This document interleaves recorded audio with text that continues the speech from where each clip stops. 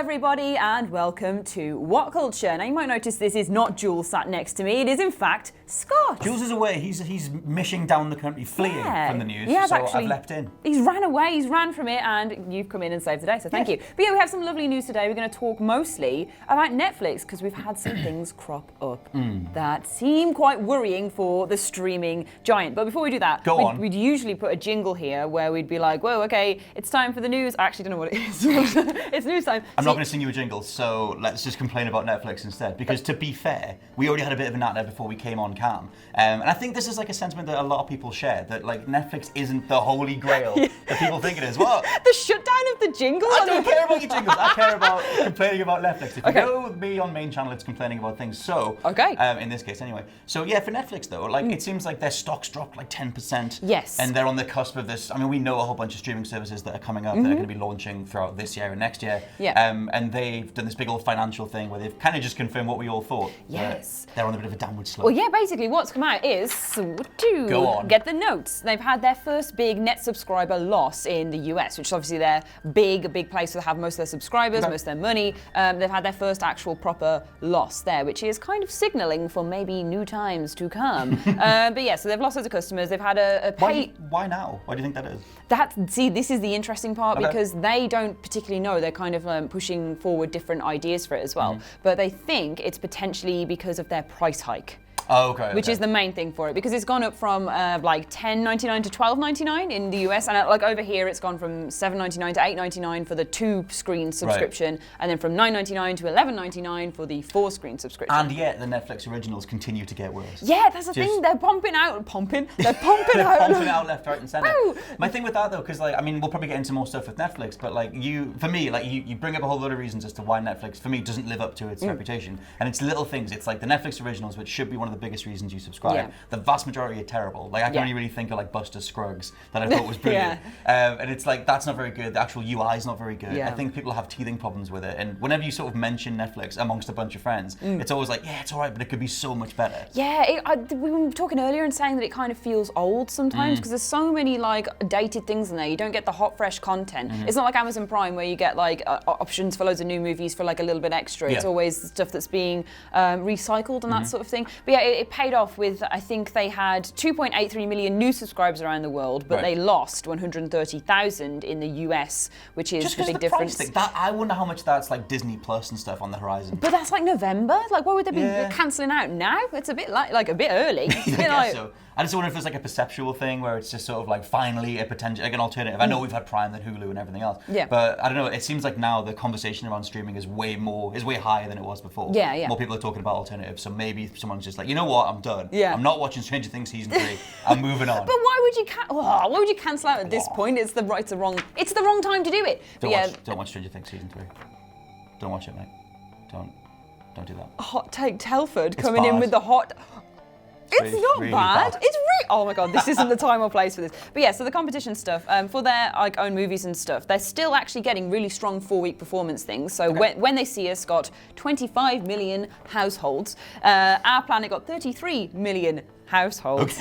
Murder Mystery got 73 million households. And then there was The Perfect Date and Always Be My Maybe, which was 48 million, 32 million respectively. But they are all a bit crap. Have you seen the Murder Mystery thing? Isn't it like Adam? Well, that's my point. Like that's nearly everything that they put forward as like this is why you should subscribe to us and no one else. Yeah. Like besides the fact that I think the originals are lackluster, even on the menu and the UI side, you were mentioning Amazon before. Yeah. Usually if I have I don't know, remember some movie that I grew up with, I wouldn't mind revisiting that or rewatching a scene or whatever. Whenever I try and do that on Netflix, it's never there. It's never available. Whereas at least on Prime or something, you can at least search for it and pay for it and watch the thing that you want. So I think combined with that, with maybe like the actual reality of the shows themselves being a bit naff, it's just not a good package. So, But yeah, I think it's definitely something that says for the future what we're looking at with this sort of thing, like that streaming is changing, options are changing, people aren't as interested, and they're not going to stand for Netflix being able to hike the price up all the time. I think it's quite good that everyone's gone, actually, maybe we shouldn't let you push us around with these prices. We want the cheap cheap if you're going to give us this crap. Did you see the whole thing as well with, I forget the name of the executive that was talking about it. It might have been part of this as well, but they said that when they take on a new show, they'll do the first 2 seasons, and they like hardly ever will greenlight a 3rd season because they find that most creatives ask for raises and bonuses and they ask for more money. That's cheeky. Yeah, once they've established themselves, they'll go, well, I've a couple of seasons and we're done. We'll just cycle it through. And that seems to be this like overall gambit that they're doing with the public, that people will only watch a couple of seasons of something. Stranger Things proved that wrong. Stranger Things season 3's numbers were way better. A great series, some might say. Some, but they'd be wrong. It's one good season. But like, it doesn't matter. But the whole thing with that, for the most part with Netflix, they seem to recycle shows a lot faster, and it seems like those early seasons always hit the ground running, and then they seem to be acknowledging the fact that they are just cycling through so many different shows, which for me gives them sort of a disposable kind of identity, which if people latch onto, it's like, well, why would we even stick with you? There's no brand loyalty there. Yeah, no, to be fair, no, there's a lot of good points. So like their own like attention to this and thinking about their future is basically, we've had some bad results from Q2, which is the fiscal quarter or whatever it's called. Yes. They've had some bad results from that, which weren't expected from what they had last year, and that's the big difference where they've had this loss because their projection was like 5.5 and then they got 5 million instead. Right. Okay. And then in the future they're basically just going, that was a bit crap, but it's going to be fine because we're going to do 7 million next time. On what though? Because this is the thing. They've got some new fancy things they're going to have in Q3.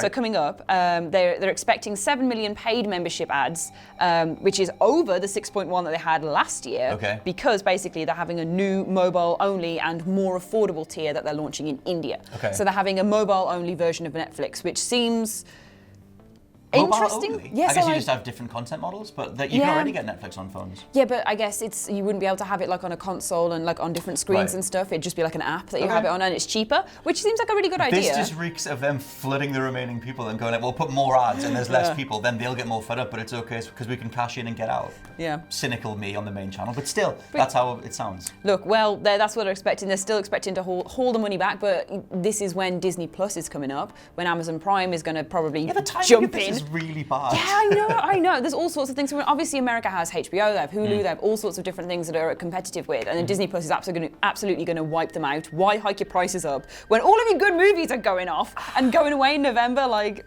you would assume that, like, if you're going to go up against Disney Plus, the thing that they obviously have is all Disney's first party stuff. And I wonder, like, how many other deals Disney will do with all their wider stuff. Because there's still Luke Cage, Jessica Jones, Daredevil. There's all those sort of like nascent properties that they could pick up and be like, this is our saving grace. We're going to do all these wider things.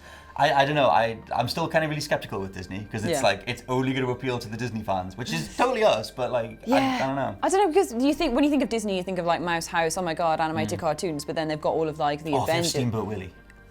There Put we the go. original Steamboat Willie on. Yeah. Oh yeah. A. Fans for days. Remaster it. Just do that. If you can do the whole legacy of Disney, give me all of that in one go. Yeah. This is a different conversation. But if you're going to make Disney a Disney Plus appealing enough to wipe Netflix out, I think you need more, or at least a stronger showing of like why Disney matters that much. They need grittier stuff as well. Because obviously they've got the Avengers, they've got the new things, they're absorbing all of like the Fox properties and everything. But as long as put the Black Cauldron on there and that one with the creepy woods and the woman in the tower going, oh God, I don't exist, but actually I do throughout time. I can't remember the name of the film, but it's a spooky Disney one. With the walking broomsticks, Fantasia.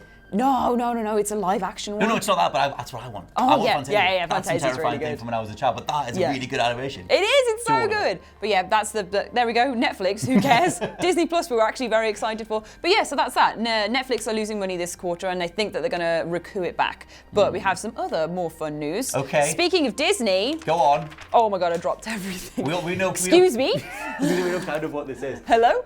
Right. It's definitely satiating the fandom that are loving these live action Lion King Disney remakes. Oh my God, it is. So we got more news on the live action The Little Mermaid, which we've spoken about so much like in the past couple of weeks. Okay. But yeah, another casting call, which is for Javier Bardem to take on the role of King Triton, which is interesting because people were expecting, like Terry Crews was talking about wanting to play King Triton and other characters like that. I think Idris Elba and Winston Duke were the favourites, so thinking of like a black King Triton. But Rob Marshall, the director, is looking at having more different nationalities and ethnicities and stuff, filling out all the different roles. I would totally take like an interracial couple, like a mixed race couple. Like, give me that. Just give me, as someone who's in one themselves, give me that representation. Yeah, I think I'd love that. Mixing it up is wonderful. I think all the different things they're doing with it is great. But yeah, he's another one. Oscar-nominated actor. I have a question though. Yes. Speaking of underwater fancy things, have you seen Aquaman?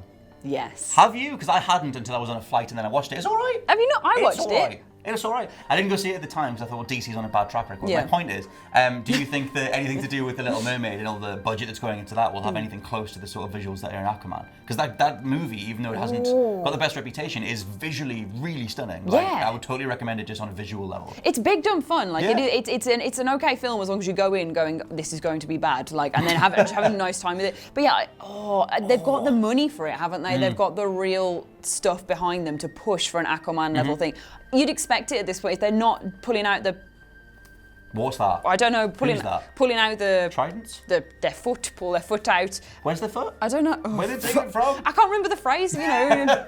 Pull their finger out. That's it. Pull the finger good. out of the pie. As long as they pull their finger out and then get all of this sort of thing behind their like visual experiences, then they're going to do well, because Lion King is more of a visual experience than it is. Well, that's the thing. Oh God, that's just me. You guys can let us know what you think in the comments. But for me, all this live action, make it realistic stuff is the complete anathema to why I fell in love with those originals in the first place. So like, I don't want serious Planet Earth version of Lion King. I want over the top, more caricatured. Beyonce.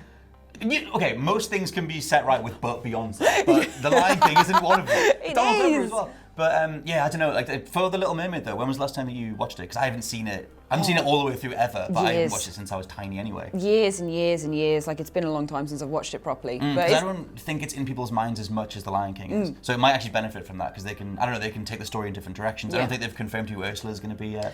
I think it's Melissa McCarthy. Really? Yeah, that's what either in talks has been confirmed. It's very recent. There's also... She'd have so much fun with it. Awkwafina as Scuttle the seabird, and Jacob... Who's been Sebastian? I don't think that's been confirmed yet. Oh, who's Flounder? I have his name. I've literally thrown my notes everywhere, and it's on this one.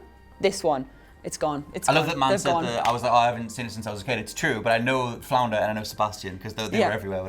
See, it's one of those ones that leaves like an impact on you, doesn't it? So enough of one. And like I said, it has a potential visual identity, just in terms of being another big budget underwater thing, kind of like what Aquaman was, which is just fun to watch. So good stuff. We've got one more piece of news, which is literally a really tiny thing. Go on. It's the It trailer comes at 5 p.m. today. Oh, is it going to have more naked old women in it? I hope so. They're apparently scary now. Oh, do you want another scare? Naked old person. Whoa, titties. But I don't mean to just be Mr. Complainy for the most part. I'm not. But watching the new It, was the first trailer that we got for It 2 was the one with the old lady just running around, being a bit naked. Yeah. That does nothing for me, because I just feel sorry for her. I mean, like, I get that, like, it's a bit off kilter. Yeah. But like, just naked old people, not a thing to me. I'm not surrounded by them, but I don't need it either. I find them quite scary. Yeah. I'm like, please get your nakedness Please away put from me. the shmoo back on. Yeah. The shmoo. The shmoo. Do they have a shmoo? I have no idea what that is, but yeah. What's the thing Homer wears in The Simpsons? The big shmoo? Isn't that a moo? Moo? Put the moo back on. The moo. You know what I mean? It's a big cover thing. up. Just for the love of God, put something on. Yeah. Either way though, I'm assuming this will be a more in-depth trailer with more stuff. And less naked people. It will. It came out at Comic-Con as like a preview. They've released 3 scenes as well. So there was one at like a creepy carnival with James McAvoy. Oh, where he's flying in. Flying in? It's not Mary Poppins. There's totally a scene in that trailer where Pennywise is flying in. He's literally doing that. I've got my heart. He's got the balloons. Comes flying in. No, he's chasing after a boy and goes into a house of mirrors and is like, "Where's the boy?" And Pennywise is like, "I'm gonna have the boy." And apparently that's what happened. And then they're like, "Whoa, okay." That original House of Mirrors trope. Yep.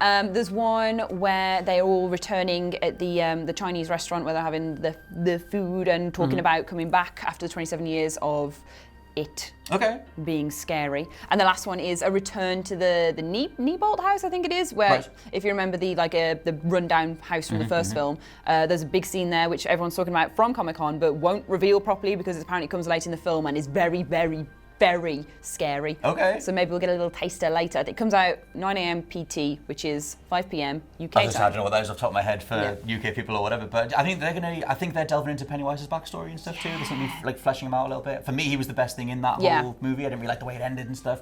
So I guess I'm like a 6 out of 10.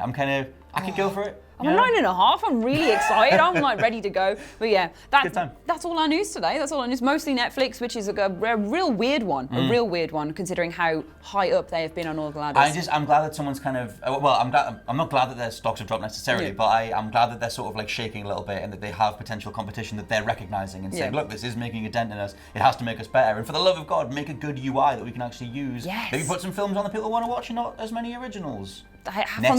from Scott Telford himself. There you go, Netflix. Sort it out. But yeah, this has been the news. This has been Scott. I've been Ash. We'll be here again soon, probably, talking about things that happen in the world of movies. Yay! But for now, thank you for watching. Don't forget to like, share, subscribe. You can find Scott on social media. Oh Lord, I'm on Twitter @/LPA9. Yes, and I'm at Ash Millman. That was difficult. Right, cool. We'll see you again soon. Thank you. Bye.